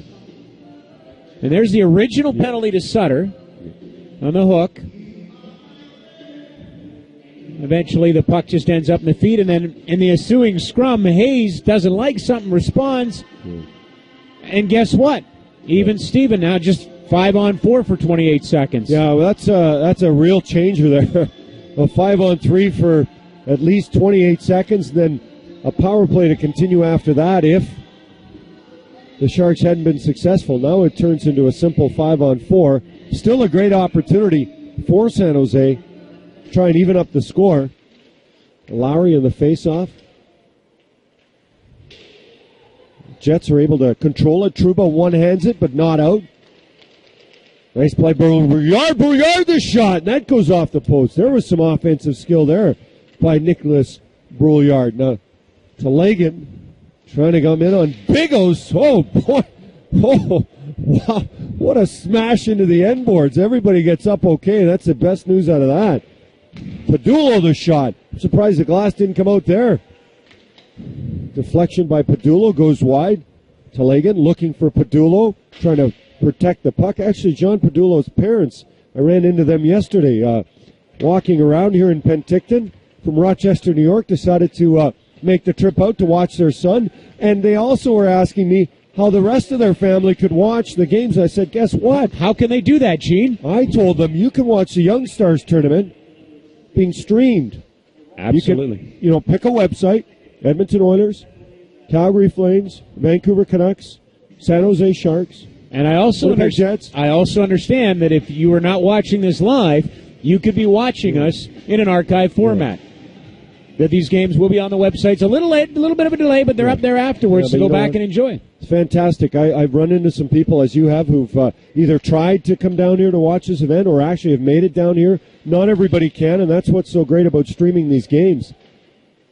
If you can't make it to Penticton, you've kind of gone back to work or back to school and summer's over, we're here to help you through the labor pains that come with the change. Post-Labor Day? Yeah, post-Labor Day. I had a few of them the first day of school. What, I got to make lunch? Rare 5-on-5, Gene. Yeah, it seems like it's been a while. Referee's going to need that right arm massage after the amount of times they've had it up in the air, and the linesman as well. But this one is just simply an offside. 12:30 left in period number 3. Winnipeg leading San Jose 4-3. And Dylan DeMello, it's hard to say, Rob, how a player like that might translate to the NHL. Dan Boyle's the quarterback of the power play for the San Jose Sharks, but are you looking at potentially the quarterback of the Sharks, a couple of years down the road? Well, 50 points in the Ontario Hockey League for Mississauga. He's a 6th-round pick. And, the Sharks have traditionally had success with those late picks. They do find those nuggets, and as we say, it isn't about having them in the lineup in the next 2 years. They can take their time. Now, every player here would love to be in the NHL lineup for opening day, but you develop them, and look, the guy behind the bench, Roy Sommer, 15 years as the head coach of the Wizards. He's not there by accident. He's part of a bigger picture thinking in San Jose. So, yeah, I think he could be that guy in a number of years. I remember talking to Roy Sommer, probably about 15 years ago when he was coaching roller hockey. Remember that fact? Yes, I do. Yeah, well, he was involved in that. He is a lifetime coach, as they say. Pick a style of hockey, and he's coached it. There's Scheifele trying to find some space, gets taken down by Max Iafredi. So you're covering one of those Calgary Rads, Edmonton Huskies matchups. Is that what it was? Yeah. Well, some of these kids, in fact, we talked about Emerson Edom. Yep. Some of them, that's how they started their hockey. Right? That's ice time was very limited. Talking to Mirko Mueller today, the first-round pick of the San Jose Sharks, he said in his town there was one ice rink. Yep. I mean, that's it. So sometimes there just isn't the opportunity, and we know in California a couple of decades ago there weren't a lot of rinks for players to get to, and if they could, the ice time was limited, so they played any way they could, even if it came with a different style of hockey. Just to finish that thought, Gene, I have friends who work for Heroes Hockey who do great work getting underprivileged kids to play the game and support them. They were just over in Ireland working with kids in Ireland. There's 2 rinks, so they get to play on the ice twice a month. The rest of the time, they're in parking lots, roller hockey. That's how the Irish hockey players are coming along. Yeah, let's put it this way. We were very lucky. You're from Calgary, I'm from Edmonton. Whether you're from Penticton or Weyburn, Saskatchewan, or the Paul, Manitoba, there's indoor, outdoor ice always available. It is a different scenario in some places in the United States and other places you mentioned around the world. Well, in California, again, back to that Emerson Edom, there's lots of guys that started roller hockey and made that transition. Again, global game, right? Speaking of global game, there's Thomas Hertl. Hard to take your eyes off of him. He hasn't found the back of the net. He hasn't found the score sheet in this game, but he's been around the puck for San Jose, 48 in white. DeMello dumps it behind the net. There's Schwartz. We've had our eyes on him, and the Jets should have had their eyes on him as well because he's had a stellar game. Lowry able to get it out. Verrier able to just kind of punch it back in as we're halfway through this final period of play. Puck dumped in by Gabriel Boudreau. Gabriel with a Y. I don't know if I've ever I've ever seen the first name Gabriel spelled with a Y instead of an I, but that is the case for Boudreau. But you know why you should pay attention to him? Second-round pick this year, and they really like this kid. He put up the points in the Quebec League, 63 points in 67 games. Why should you watch Gabriel? Because I think he'll be there in the future. You're such a wise guy. There's Patan trying to start the cycle. Isn't able to, and there's Boudreau. Mishandles the puck. Probably asking himself why that happened. Patan will get it to Sutter. He's bodied on the boards. It's wrapped around the boards. But Kostelik there to get it. Looking for a deflection out front. Jets and Sharks fighting for it. Shot by Patan goes wide. J.C. Lepon brought to the ice. Sharks will work hard enough. Josh Durko sends it out of the zone. Patan, nice little touch pass. Leads Lepon, who can't quite handle it. And that is pushed out of play right at the blue line. Gene, gone about 5 minutes of hockey time without a shot, but we've seen a lot of goals, 7 so far in this game, and it goes all the way back to the first period. Nobody's been able to get more than a goal ahead, and San Jose always battling back, but take a look at some of these beauties. In tight, passing plays, big shots. We've seen a little bit of everything. And there's Abelschauser, who came back to kind of get things even on the power play. But the Jets have really found themselves busy around the opposing team's net. Josh Morrissey in a power play there gave Winnipeg the lead, but sometimes defensive miscues lead to that. Rylan Schwartz, his first of 2 in this game, and right place, right time. Goal scorers do that. And there's another case. I mean, just throwing the puck on the net, you never know. We mentioned Rylan Schwartz. Nobody had more points in NCAA hockey last year than he did at Colorado College. He's got 2 goals in this game. And how about that? One of the nicest ones, our last goal, Kosmachuk from Brassard. That's the goal that has put the Jets up by 1. As Rylan Schwartz, I think Danny DeKeyser was the biggest unrestricted free agent out of college. Yeah. This young man was probably the biggest forward unrestricted free agent to come out of college this year, and San Jose grabbed him in a heartbeat. Again, we talked about, you don't have a lot of draft picks, you don't draft very high. You've got to beat the bushes, and unrestricted free agents out of college are one way of doing that. Is he ready for the NHL? Probably not, but there's a reason he's wearing the C tonight for San Jose. Yeah, I'm going off the top of my head, but when I was looking at the roster of the San Jose Sharks that was initially sent out, and there have been some changes, players coming and going. They had, if I remember correctly, 8 free agents at this event, which is more than any other team. A lot of other teams, they've got their draft picks over the last 2, 3, 4 years. They don't have as many players that they've signed after nobody's drafted. But that's why, Gene, there's 5 teams in this tournament, but 30 teams represented. Yeah. Because the other 25 teams have scouts here. Yeah. And I'll give you 2 examples. Vancouver's done a great job of bringing unrestricted free agents to this camp, but because of the size of their roster, they haven't been able to sign a few of them. One stands out. That's Antoine Roussel, who's now an everyday NHLer for the Dallas Stars. Came to this camp, played for Vancouver, couldn't find work, went to the AHL, ended up in the Texas system in the American Hockey League. Now he's a member of the Dallas Stars. Matt Fraser, Kootenay Ice, nowhere to go in the NHL. Vancouver invites him to this camp. Now he's part of the Sagan deal because Dallas signed him as well. So lots of teams here, Gene, watching those unrestricted free agents, those tryout players. You're talking about Vancouver, and I'm sure John Tortorella will be watching some of those players. We talked about whether he was here. He is not here, and neither is Mike Gillis. So in case anybody was wondering. Olsen with a chance. So while we have seen the brain trust of the other teams, yes, I'm not sure why, but they are not here, and I think they're involved in some community-driven event in northern British Columbia. So they're trying to make John Tortorella a man of the people, and that's all of BC. It is a popular team as Groznyk is able to make the stop. Everybody in BC is a Vancouver Canucks fan. In Alberta, it's a bit split. Yeah, a bit. Right, just a little bit. A little bit, Red Deer right here? Probably Leduc, but that's okay. Kosmachuk with another good scoring opportunity. He's got the go-ahead goal, but he couldn't beat Groznyk there. Now, we asked the question earlier on, would we see J.P. Anderson in this game? Because Anderson played 2 periods and Groznyk came in and played the third against Vancouver, but it's been all Groznyk in this game. Now, San Jose will be auditioning for a backup for Antti Niemi this year. Last year, Thomas Grice now in Phoenix. Yep. So a couple of young guys who in Worcester last year will likely be up and down, spelling off Antti Niemi every once in a while. He's probably going to play the bulk of the games. Yep. Riley Brace gets it across to Brouillard. And there's Bigos. It goes off a glove, and Okanara just has to be sure that it's swept aside.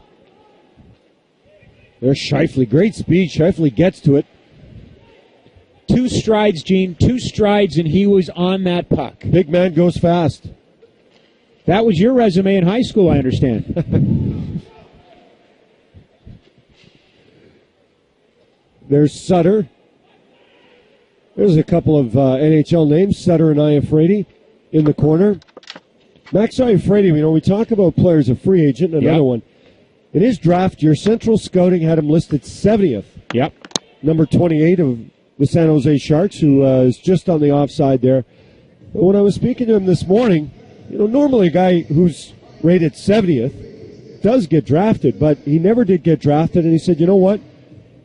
I just never had many interviews, and I could kind of tell that there wasn't the kind of interest that there should be. So now he's trying to resurrect his young career and trying to get it started with the Sharks, who, as we said, look like an organization that likes to give free agents an opportunity. And I would point out that the National Hockey League is filled with players, quality players, leaders, stars that never got drafted. Yep. The draft's important, don't get me wrong.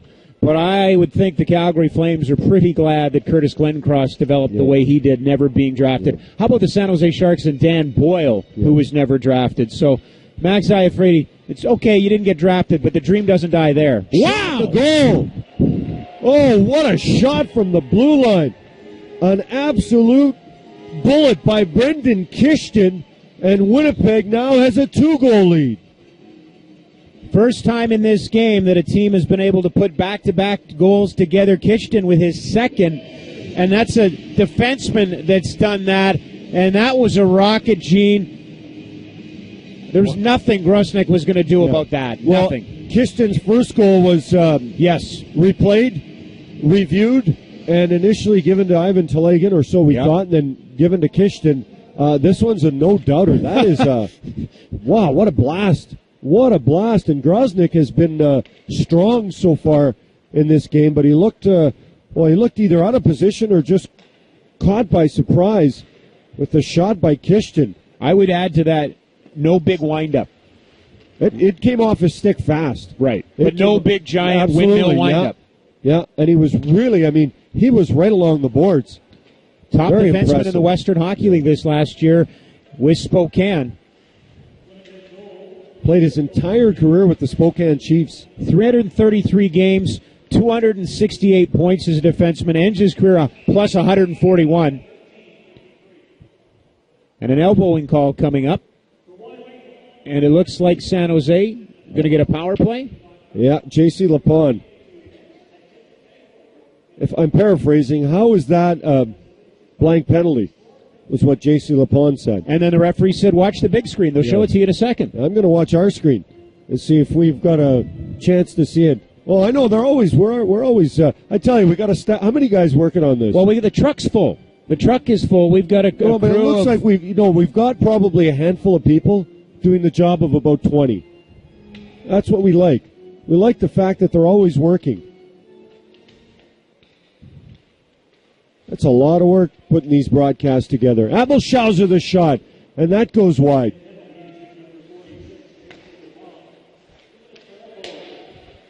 Third power play of this third period for San Jose, and really haven't been dangerous on the two previous ones. There's DeMello. Hurdle, circling, tries to go cross ice to Abelschauser. Look at Schwartz out front. They've put one of the smaller players, but one of the more feistier players out in front, and he's involved with Trouba. That's a great battle out front. Hurdle the shot, and that's blocked. And there's Schwartz and Trouba. Schwartz gives up a lot of size, but you wouldn't know it the way he's battling out there. Slapped off the boards. Is it kept in by DeMello? It is. If I'm the San Jose Sharks, Gene, I am really excited about the performance of Ryland Schwartz. He was okay against Vancouver. He's been excellent in this game. Really nice bounce back in less than 24 hours.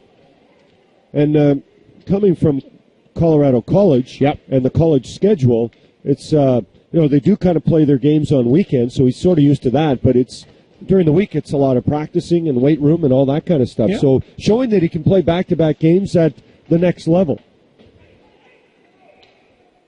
There's a hybrid icing that you spoke of there, no necessary touch. Have you formulated an opinion on it? You know what? I don't know. All I do know is I hate to see Hockey Hall of Fame players like Al McInnes or players like Mark Tenorti from the past who've been injured on Curtis icing Foster. calls. Curtis Foster's another one. We talked about Taylor Fadoon the other day, involved with Eric Nystrom a couple of years ago. That I don't like. Anything that takes that out, I'm happy with. Pass out front, doesn't get through. There's Uriah Hayes with Scheifele. I think Mark Scheifele maybe's had more penalty killing time today than power play time by design. I was going to say by design. Yeah. Look, I'm no expert of the Winnipeg Jets, but right now, from afar, I would suggest that Trouba and Scheifele will likely be there to start this season. Yeah. That would be the expectation, right? Yeah, I believe that would be the expectation. If you're wearing 55 in blue, or if you're wearing 3 in blue, that you're going to get a really, really solid shot. The one thing that Scheifele spoke of this morning is, you know what? When you've had a taste of the NHL life, it tastes good. I agree. It tastes fantastic, in fact. And there's nothing wrong with playing in the OHL or working your way through the AHL, but when you've had the best, it's tough to play for the rest. So I think he's very motivated to get there. And that point about Scheifele, will he start the season? Yeah, odds are he will, because he started the last 2 NHL seasons there. He's got to get beyond that 9-game mark, and I don't think that's an issue this year. Patan keeping it in. Kishton maybe going for a hat trick as he was yelling for that puck. He's already got a couple of goals. Stanton back, pressured on the play, gets it to Kishton, but his stick is lifted by Boudreau. J.C. Lapon, along with Theoret. Patan waiting for some help, has Lapon. J.C. Lapon, is he going to shoot? No. Drop pass to Patan. Patan gets creamed into the boards, but they hold on to the puck through the Jets. There's Trouba pitching in, maybe known more for his physical play and defensive play, but does say that he's got some offense to potentially add at this level and at the NHL level. We do know that's possible for Morrissey. He's already got a goal in this game. And Boudreau will just dump it in, takes a bit of a knock from Trouba, and Winnipeg Jets looking pretty comfortable here, Rob, with just over 2 minutes left in their opening game of the 2013 Young Stars Tournament, brought to you by Sport Check. It's hockey season, and Sport Check is the ultimate destination for back-to-hockey shopping. Gene, Your better starts here. I would say that as this game has gone on, the one thing that's been impressive about Winnipeg is the effort really hasn't wavered. You know, they've given up goals, yes, but they've never really fallen behind in the game. They've kind of kept that energy up, that tempo up, pretty much through the first 58 minutes. Scheifele, cross ice to Lowry. Kosmachuk. Shot by Lowry. For now, Lucas Sutter not on this line. Scheifele in the slot as Lowry's taken the spot of Lucas Sutter. Nice job by the Jets. Kosmachuk will dump it in, and Scheifele out front to Cody Soul. Oh, nice pass by Scheifele, and Soul just had his stick lifted at the final instant.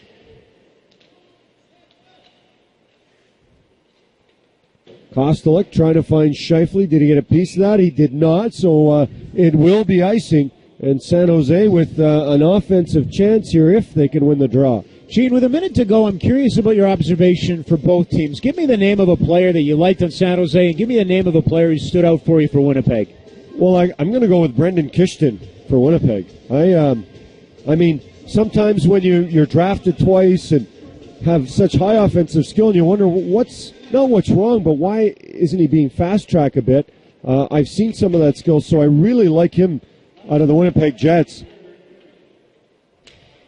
Net empty, so 6 attackers out there for San Jose. I would say it's this guy with the puck, 72 in white, Rylan Schwartz. I would have to go with him for San Jose in this game, don't you think? Yeah, absolutely. He's been really strong. His brother has the how would you call it? Pedigree. Yeah, He's got the so does he. But, first round pick, right? World Juniors and all that kind of stuff. But I tell you what, little brother be pretty proud of big brother right now, the way he's played. Well, and it says something to me that they put the C on him in this game. San Jose pressing, looking to try and close the gap. 40 seconds left. Chance for the Jets to ice this, but not quite yet. Nicholas Patan was looking for a pass out front. That didn't end up on his stick. Well, this is interesting as the Sharks try and cover their goal. Well, the Jets had the puck, but Abel Schauser does get to it. Uriah Hayes circles back.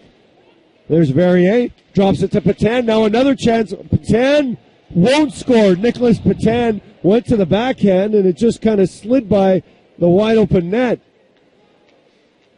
I'm sure they'll be joking him about that one. Shot, the save, Schwartz with another opportunity, and that will do it. The last shot and the save of the game as the Winnipeg Jets in their opener score a 5-3 win over the San Jose Sharks to kick off their 2013 Young Stars tournament with a victory. A feisty game that likely ends the way it should. 28-23 were the shots. The scoring chances heavily in favor of Winnipeg. They deserve the win. They get the win. San Jose dropped 0-2 in the tournament. Yeah, feisty, strong, lots of fights, lots of penalties, lots of goals, and even some great goaltending in between on the part of both goaltenders. Juho Okanora, who gets the win and gets a pat on the mask from Eric Comrie, a second-round pick from the 2013 draft on the part of the Winnipeg Jets. So that'll do it for the first game of this doubleheader on day 2. Stay tuned. Rob Kerr and Joey Kenward will be back in...